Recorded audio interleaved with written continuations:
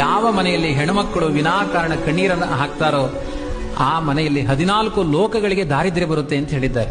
ವಿನಾಕಾರಣ ಹೆಣ್ಣನ್ನು ಗೋಳುಹಿಕೊಳ್ಳಬಾರದು, ಅವರ ಕಣ್ಣಿನಲ್ಲಿ ನೀರು ಬರಬಾರದು ಅಂತ ದಾಂಪತ್ಯ ಜೀವನದ ಸಾಮರಸ್ಯತೆಯ ಬಗ್ಗೆ ಒಂದು ಪಾಠ ಮಾಡಿದ ಕೃಷ್ಣ.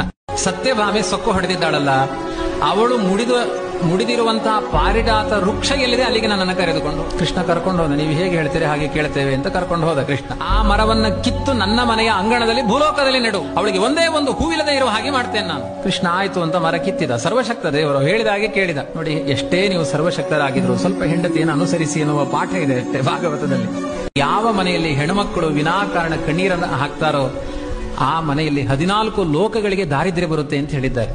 ವಿನಾಕಾರಣ ಹೆಣ್ಣನ್ನು ಗೋಳುಹಿಕೊಳ್ಳಬಾರದು, ಅವರ ಕಣ್ಣಿನಲ್ಲಿ ನೀರು ಬರಬಾರದು ಅಂತ ದಾಂಪತ್ಯ ಜೀವನದ ಸಾಮರಸ್ಯತೆಯ ಬಗ್ಗೆ ಒಂದು ಪಾಠ ಮಾಡಿದ ಕೃಷ್ಣ.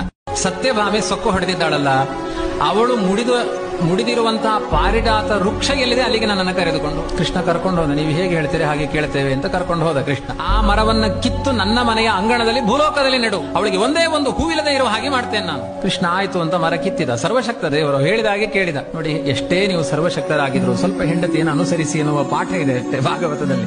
ಯಾವ ಮನೆಯಲ್ಲಿ ಹೆಣ್ಣುಮಕ್ಕಳು ವಿನಾಕಾರಣ ಕಣ್ಣೀರನ್ನು ಹಾಕ್ತಾರೋ ಆ ಮನೆಯಲ್ಲಿ 14 ಲೋಕಗಳಿಗೆ ದಾರಿದ್ರ್ಯ ಬರುತ್ತೆ ಅಂತ ಹೇಳಿದ್ದಾರೆ. ವಿನಾಕಾರಣ ಹೆಣ್ಣನ್ನು ಗೋಳುಹಿಕೊಳ್ಳಬಾರದು, ಅವರ ಕಣ್ಣಿನಲ್ಲಿ ನೀರು ಬರಬಾರದು ಅಂತ